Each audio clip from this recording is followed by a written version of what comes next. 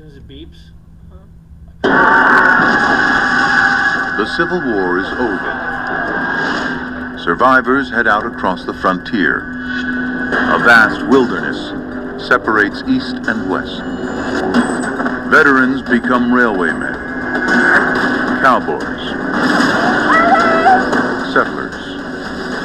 Conquering nature, they'll unite the continent. Their mission, to tame the Wild West. We are pioneers and trailblazers. We fight for freedom. We transform our dreams into the truth. Our struggles will become a nation.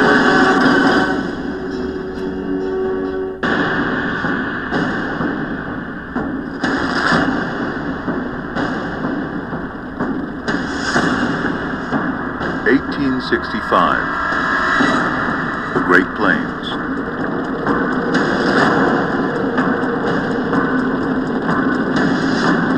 Where 30 million buffalo roam.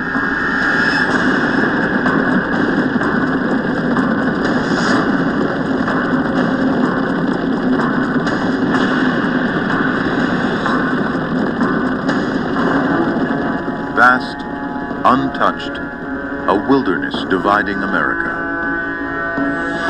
Crossing the continent takes 6 months. 20,000 die on wagon trains. By ship, it's an 18,000-mile journey around South America. To conquer the wilderness and unite East and West, President Lincoln greenlights a transcontinental railroad. 2,000 miles long. It will transform the nation, triggering a tidal wave of settlement across the Great Plains. The railroads were vital to the expansion of America. This technology connects people in a way that never before in the history of mankind has there been that kind of connection.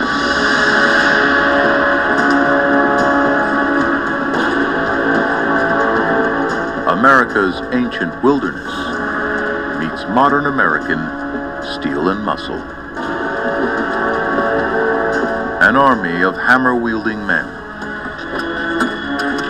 Irish immigrants. Civil War vets. Railwaymen. Their mission, to tame nature itself. The biggest obstacle heading east from California, a 12,000-foot wall of granite, the Sierra Nevada. Where the Pacific and North American plates collide, billions of tons of ancient rock rise up, crumpling like tin foil. Over the last 4 million years, the Sierra Nevada mountains climb more than 2 miles high. They're still growing, 13 feet in 1,000 years. One day, they could rival the Himalayas.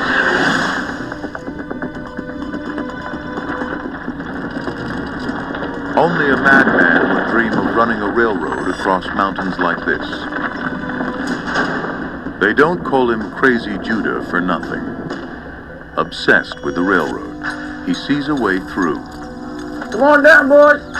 Theodore Judah makes 23 trips into the peaks. And pick up, boys. Plotting a path across ridges and through mountain summits. Building it will be the engineering challenge of the century. Yeah, let's look that. This is the most magnificent project ever conceived. An enterprise more important to the people of the United States than any other. The railroad will be built, and I will have something to do with it. Americans love someone who can go through seemingly difficult or impossible things and make their dreams happen. With Judah's route approved, 2 companies begin work. The Union Pacific starts from Omaha in the east. The Central Pacific from Sacramento in the west. They'll meet in Utah. It will cost over $2 billion in modern money. but the government doesn't have enough cash. It pays the companies in federal land. They must finish in 15 years or lose everything. We have learned in this country that you really don't get anywhere in life if you don't take some risks. I think America is by far the shining light of the world in so many ways because we are risk takers. Paid by the mile, adding curves adds profit. Corrupt investors bilk the railroad for every cent they can. A 9-mile curve means an extra 120 acres of federal land. They'll end up owning an area the size of Texas. First, they must conquer the Donner Pass, 7,500 feet up, the highest on Judah's route. Cursed by 30 feet of snow each winter. Avalanches. Tragedy. Here, just 20 years earlier, the Donner Party became trapped in the snow and ate each other. Now, Judah's railroad cuts right through the mountain. 1,649 feet of rock must be excavated, the longest tunnel on the route. Chinese laborers dig day and night. It's easier to ship workers from China and get Americans across the continent. The railroad magnates said, the Chinese built the Great Wall, didn't they? Let's bring the Chinese in to do this work. Over 10,000 Chinese laborers earn less and do the deadliest jobs. The Transcontinental Railroad was built by Chinese workers brought over specifically to work on the railroad, and they were considered somewhere in between human and animal. They were not expected to survive. They were expected to come here and work and die. 7,000 miles from home, 17-year-old Hung Lei Wo swaps a life of poverty in Canton for the back-breaking work on a railroad gang. Hung Lei Wo must cut through granite so tough, a rock the size of a big toe will support a 50-ton locomotive. Progress slows 2 inches a day. To break through, they need nitroglycerin.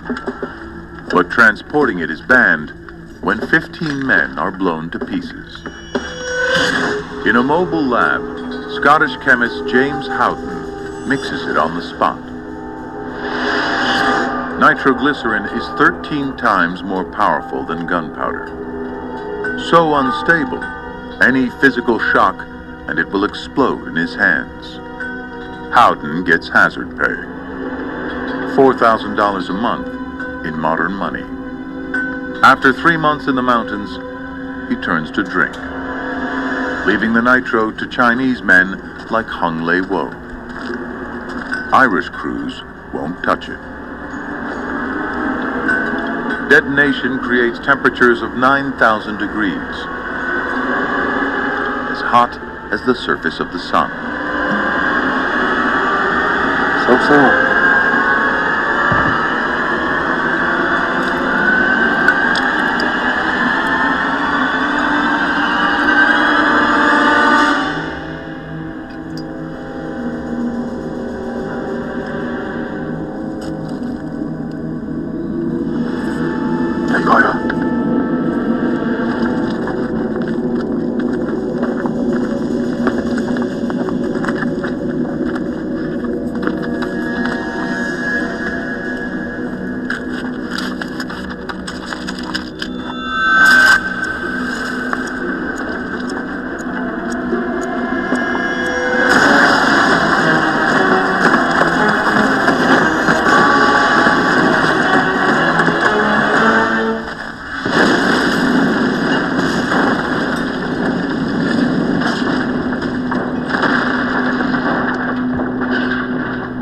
An estimated 1,500 Chinese die in explosions and rock slides.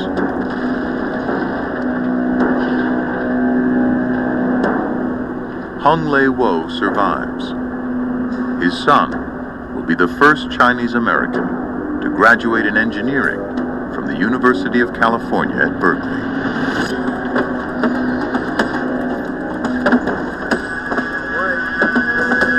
Once through the mountains, track laying accelerates from 10 inches to 6 miles a day. Each spike is struck 3 times. 10 spikes to a rail. 400 rails a mile. 21 million hammer swings complete the railroad. May 10th, 1869. A one-word message arrives by telegraph. Done. A 6-month journey across the continent is cut to 6 days. The folks who had once had to risk everything in a wagon train, that is eliminated. You now can get on the railroad and travel from Boston to Sacramento. That's a revolution. The Internet of the era. The Transcontinental Railroad changes everything it touches, triggering a mass migration to the Great Plains.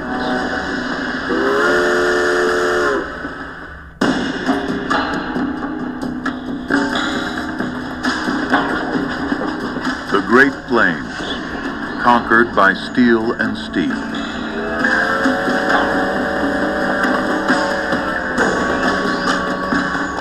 The Transcontinental Railroad threads a thin line of civilization through the wilderness. People follow. In just 1 year, 40,000 settlers moved to Nebraska, fanning out across the frontier in wagon trains. When in the mid-19th century to the late 19th century, they went out and settled some hostile territory known to mankind in the Great Plains where I grew up. These were true pioneers. The government accelerates the process with the greatest land giveaway in history. Anyone with a $10 filing fee can claim free land. A quarter are single women and ex-slaves. When you see the desperate scramble in these rickety wagon trains, you realize that the promise of America was land. These are people who never in a million years would be able to own land in Europe. Eventually, 10% of the United States will be given away under the Homestead Act. I'm not going back to Indiana to rent until I bust entirely and have to walk back. Uriah Oblinger, Civil War vet, claims his 160 acres in Nebraska. There's a catch. 110-degree summers spark prairie fires. Trees can't survive the drought and flames. There's so little rain, nothing grows here but grass. Without lumber to build houses, the new inhabitants live in mud huts, built of sod, cut from the plains. Uriah dismantles his wagon to make doors and windows. They often had insects. They invited snakes. It was, well, pretty much like living in a burrow in the ground.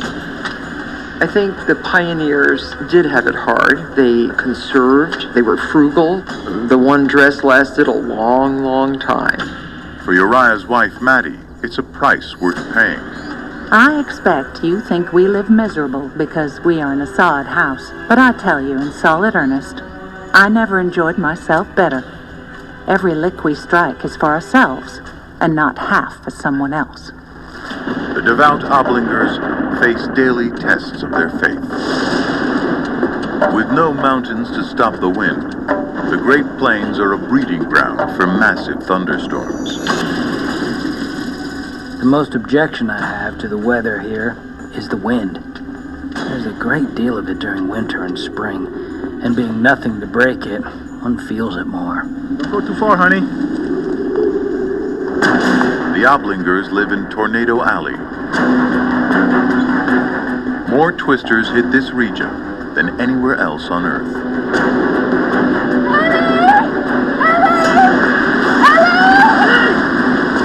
Over 400 touch down every year.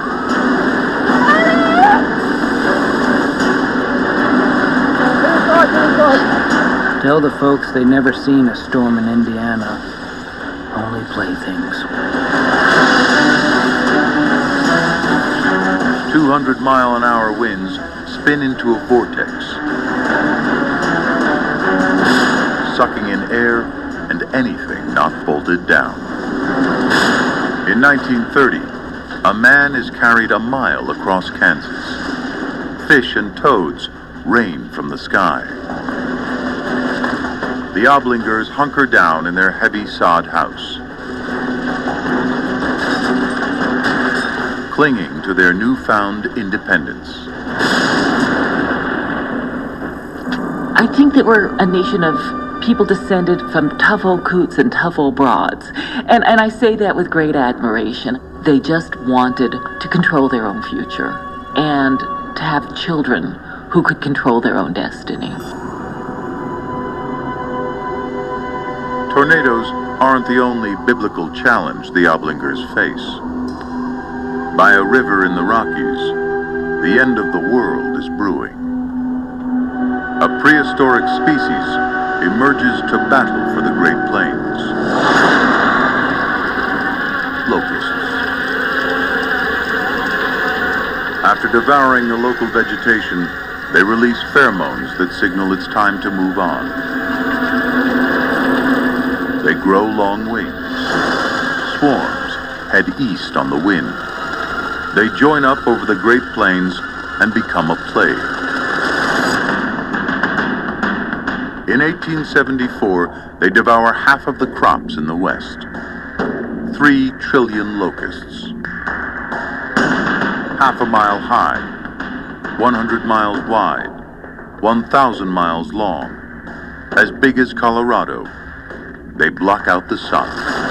Agricultural Armageddon.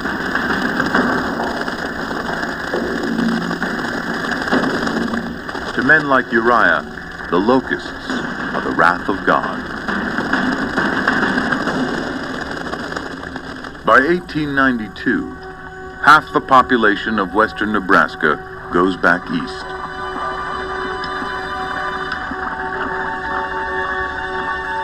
Uriah stays.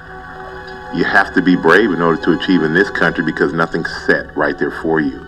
You have to take chances. And I think bravery and fear are the same things. It's just a matter of how you react to that same feeling. Those who stick it out get lucky. Within 30 years, the locust is extinct. Its breeding grounds in the Rockies plowed over by settlers like Uriah. In 10 years, the Great Plains become the breadbasket of the country. For the first time, America can feed itself. Today, 50 million tons of wheat is farmed each year, but trees are still scarce, and to build towns, settlers need wood.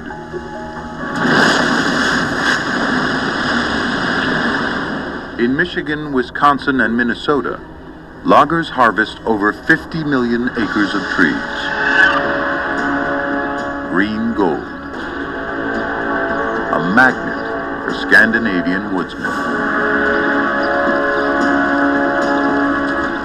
Between 1825 and 1925, a third of Norway's entire population comes to America, including Nils Haugen. The pay was $3 a day. You had to have a good pair of driving boots, well caulked, to be able to keep on top of the logs. There's millions of dollars at stake. If the flow of logs stops, towns can't be built. Logjam. Riverman's ruin. In 1886, pine to build 20,000 homes gets stuck on the St. Croix River. 150 million feet of wood. Remove the right log, and the rest will explode downstream.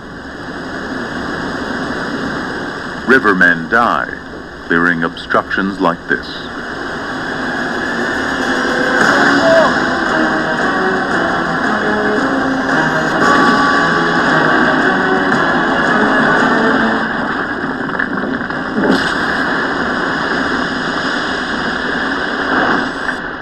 1992, 2 billion feet of lumber will be cut in Wisconsin alone.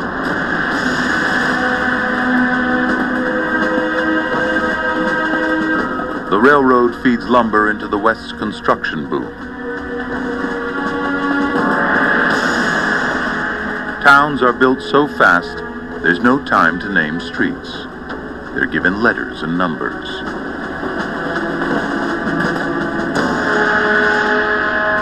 The Great Plains is also home to the most numerous species of large wild mammal on Earth. 30 million buffalo. Herds up to 25 miles long race to summer breeding grounds. On a collision course with the modern world. The railroad brings a new kind of hunter to the Great Plains. Driven by profit. Fresh from the carnage of the Civil War.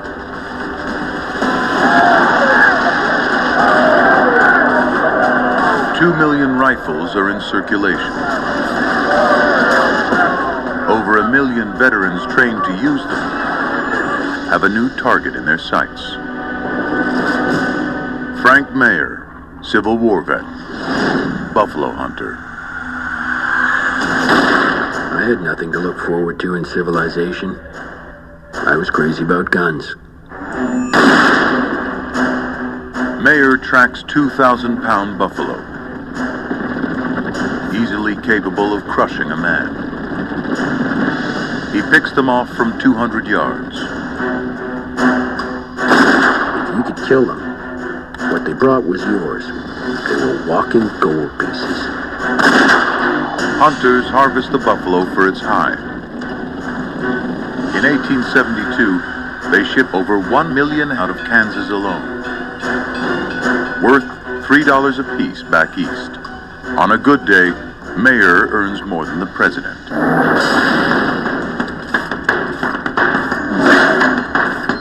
Factories use long strips of buffalo leather as drive belts.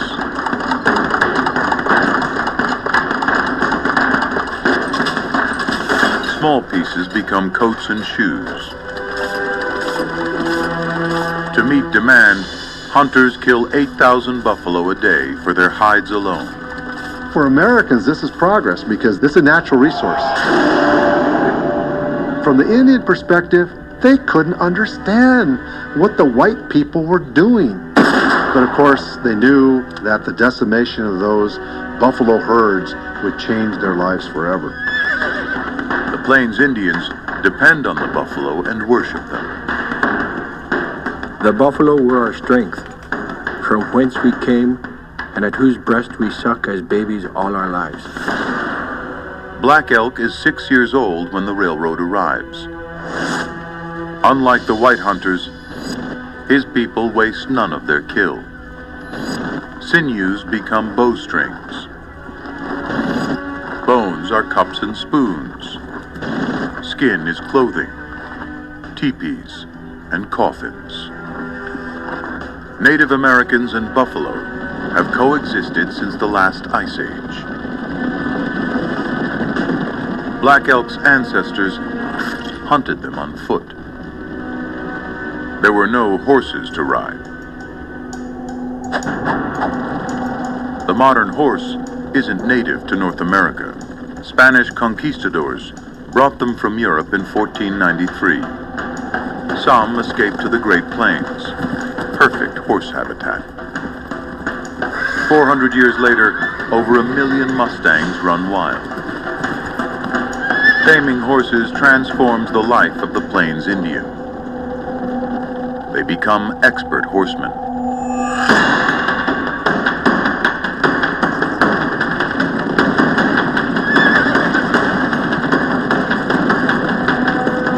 The battle cry went up, "Hookahay!" which means to charge, and the hunters went in for the kill. On horseback, the bow is the weapon of choice. In the time it takes to reload a gun, a warrior can ride 300 yards and fire 20 arrows. Buffalo can run at 35 miles an hour. Hunts cover hundreds of miles over many days. It can take 15 arrows to kill a buffalo. White hunters like Frank Mayer use a single cartridge. He aims for the lungs. A clean kill drops a buffalo without disturbing the herd.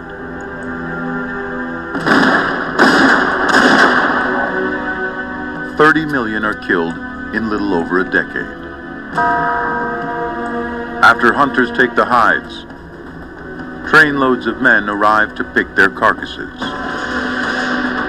They make buttons from bones and grind down skeletons for fertilizer and porcelain.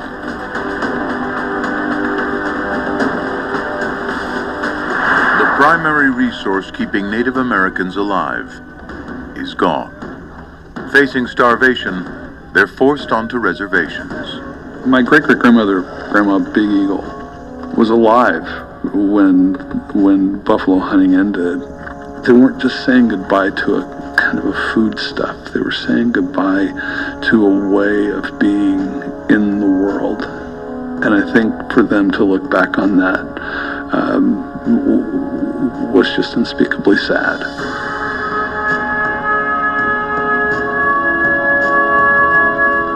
In 1889, just 85 wild buffalo exist in the whole United States.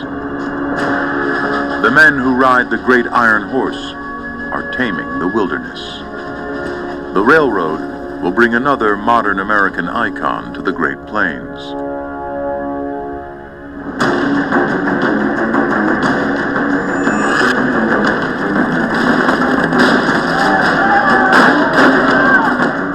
The last of the great frontiersmen. The cowboy.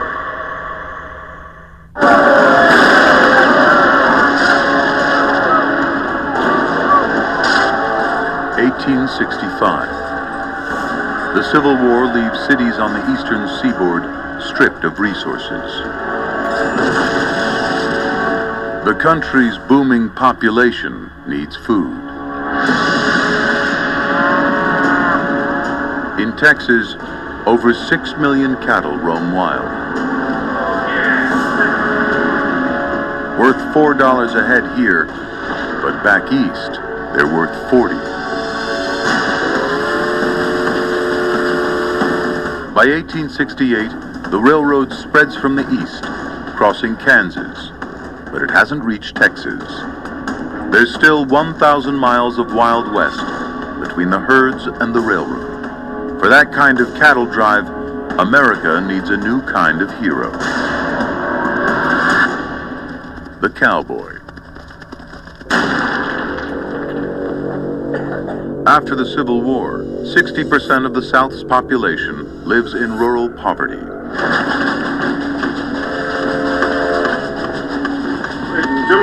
In search of work, a new kind of adventurer heads west to cattle towns like Abilene, Wichita, and Dodge City. One farmhand heading to Texas is Teddy Blue Abbott. 23-year-old Teddy Blue is the son of a Nebraska homesteader. My father wanted to tie me down and make a farmer out of me. Never. I ran away from home to become a cowboy. The cowboy mentality, it's a spirit of individualism. I have a communion with the land, with my horse. It symbolizes a resistance to authority. Teddy Blue is one of 35,000 cowboys who will drive cattle to the railroad in Kansas.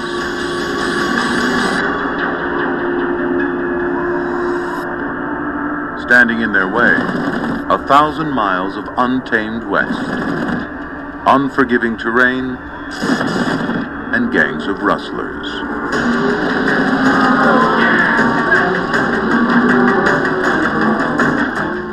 $1 a day, cowboys must be skilled horsemen and cattle wranglers.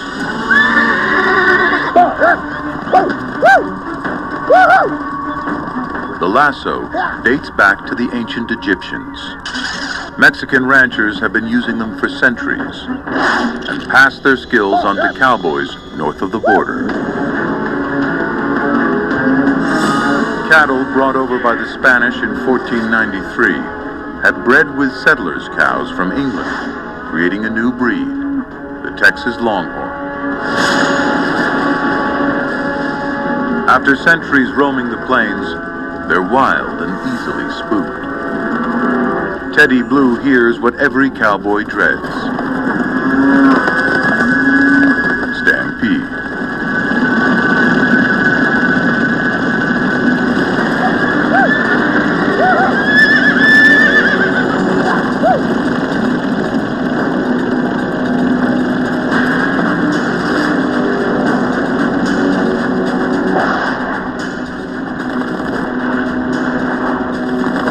Over 4 cattle drives, Teddy Blue buries 3 pals. A tough job for tough men.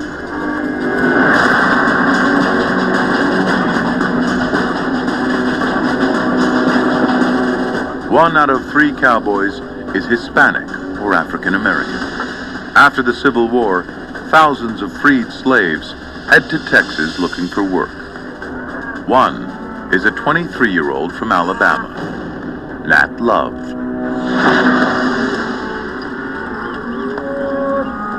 It's his first chance to be judged for his skills, not just the color of his skin. The guys on the team are as broad-minded as the plains. It's every Cree for himself, and every friend for each other, to the end. Many of the cowboys, to the surprise of most of us, happen to be African Americans. Black people have the dream of conquering the imagination just like white people do. The West, vast, wild, lawless. With herds worth up to $200,000, cowboys guard the cattle with their lives and their guns. Guns are a way of life in Texas, then and now. Even today, Texans own over 51 million firearms. It's very intrinsic to the American culture and the American identity. We always had a pistol or a rifle. And I think it's part of, don't try to tell me what to do. I'll fight off my enemies on my own. The cowboy's gun of choice, the Colt 45. Fastest handgun in the West. 6 shots without reloading. Colt produces over 30 million guns. The most popular being the iconic 45. In 1873, a Colt 45 cost $17, half a cowboy's monthly salary. 6 rounds of bullets, half a day's pay. Frontiermen would say, Abraham Lincoln may have freed all men, but Sam Colt made them equal. Cowboys drive 5 million cattle from Texas to the railroad in Kansas, the largest migration of livestock in U.S. history. But one simple invention will soon threaten the cowboy's entire way of life: barbed wire. In just 20 years, 2.5 million new settlers flood into the West. New farms cover 500 million acres of open range. A new battle rages: cattle rancher versus homesteader. Cowboys like Teddy Blue and farmers are on a collision course. They'd plant a crop next to the trail. When the cattle got into their wheat, they would come out waving a shotgun and yelling for damages. Boundary disputes are violent, often deadly. One farmer is determined to find a cheap and effective way to keep livestock off his land. Joseph Glidden. When we think about innovation in America, we often think about the big, audacious projects like the Apollo project, but there's another strain to American innovation, and that's the local inventor, an individual genius with some passion in the middle of the night coming up with that big transformative idea. In the fall of 1873, Glidden has a breakthrough. Using a coffee grinder, he crudely fashions some steel barbs. His problem? How to secure them. Glidden's solution? Bind the barbs between two lengths of wire. His design cuts the price of fencing by 70%.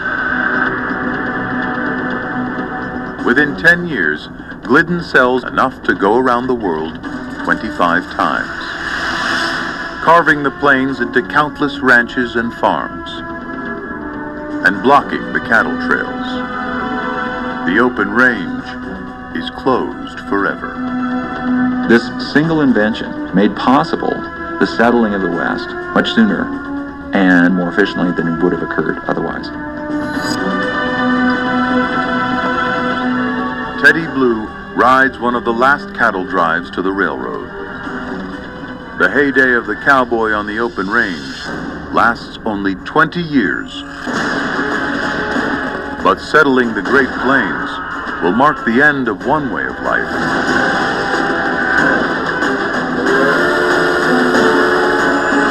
and the birth of another.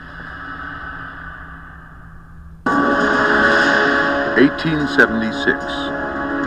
A century of government policies target Native Americans. 371 treaties to keep them separate, isolated, remote.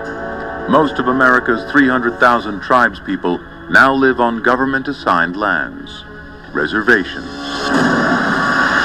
But resistance is still fierce. I think probably the darkest spot in our history, for me at least, is what happened to the Native Americans. We came here and confiscated their homeland. I think we have a real sense now of what our part was in that. One that I would love to see redefined, rewritten. Across the Great Plains, the federal government acquires millions of acres of the Native Americans' traditional hunting ground to make way for the Iron Horse. The Sioux are forced deep into the Black Hills. As a young boy, Black Elk witnesses the coming of the railroad and the destruction of the buffalo herds. Now, age 12, he's about to be part of the Sioux Nation's last triumph. White men come in like a river. They told us that they wanted only a little land. But our people knew better.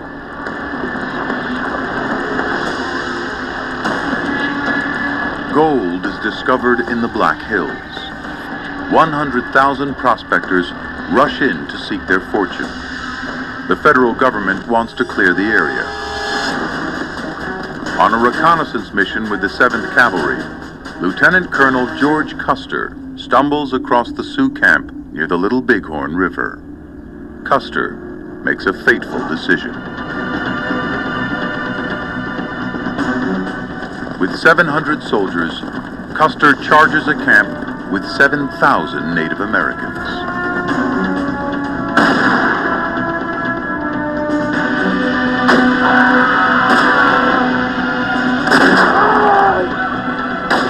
Within 3 hours, all the men in Custer's regiment are dead. The Sioux win the battle, but will lose the war.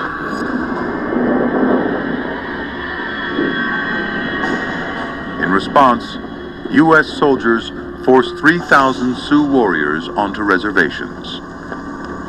The rest scatter in small bands. Over the next 14 years, the Plains Indians struggle to survive, until the incident that finally defeats the great Sioux Nation. Wounded Knee is a great scar on the American landscape. December 29th, 1890. The last band of independent Sioux surrender beside Wounded Knee Creek.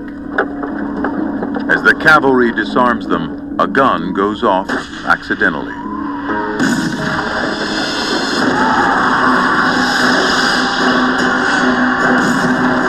It triggers a massacre. Within minutes, over 200 Sioux warriors, women, and children are dead.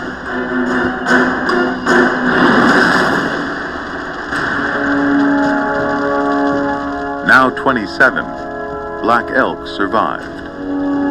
When I look back now, I can still see the butchered women and children lying heaped and scattered, as plain as when I saw them with eyes still young. And I see that something else died there. A people's dream died there. It was a beautiful dream. The railroad has transformed North America.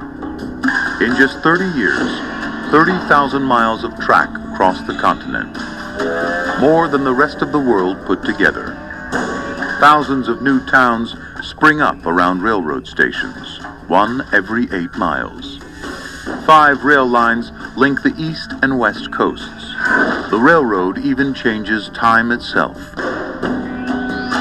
Until now, Americans set their clocks by the sun. 8,000 different times along 500 rail lines.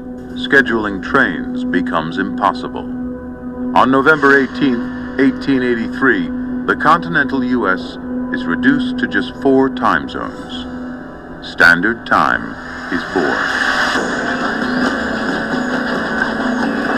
The railroad is now the largest employer in America. Nearly 1 million workers. One is a 23-year-old station agent from rural Minnesota, Richard Sears. With the U.S. adjusting to new railroad times, Sears turns entrepreneur and buys a batch of pocket watches. He offers them to other station agents and waits. Bingo. An order comes through, followed by another, and then another. Within 6 months, Sears sells all his watches, 2,500, earning 10 times his railroad salary. Realizing he can use the railroad for sales and distribution, Sears jumps on the opportunity with an idea that will transform the nation. The mail order catalog. I think Americans are naturally entrepreneurial. If you worked hard and if you had good ideas and you were willing to make short-term sacrifices, you could succeed in this country. Next one, this is number 1. 10 years after selling his first watch, Sears publishes a 700-page catalog. Now based in Chicago, he processes over 35,000 orders a day, delivering refrigerators, pianos, in 1 year, over 100,000 sewing machines. Using the railroad, Sears can sell virtually anything, anywhere in the country. What really transformed this country wasn't just the westward migration and the development of cities in the east, but the ability to move products across great distances, linking together what had previously been very disparate little settlements that had to be largely self-sufficient. By the end of the 19th century, America has 200,000 miles of railroad track, linking the local markets and creating a national economy. Over the next 40 years, the amount of freight carried by rail shoots from 55 to nearly 700 million tons. Resources from the Midwest feed the country's growing industries in the East. The United States overtakes Britain as the largest manufacturer on Earth, soon producing 30% of the world's goods. The railroads laid the basis for the creation of the single largest market in world economy. And this made it possible for the United States to become the global economic power that it did by the end of the 19th century.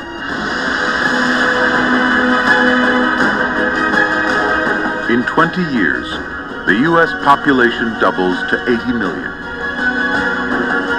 The number of cities triples. 7 million Americans leave the country for the nation's booming urban centers.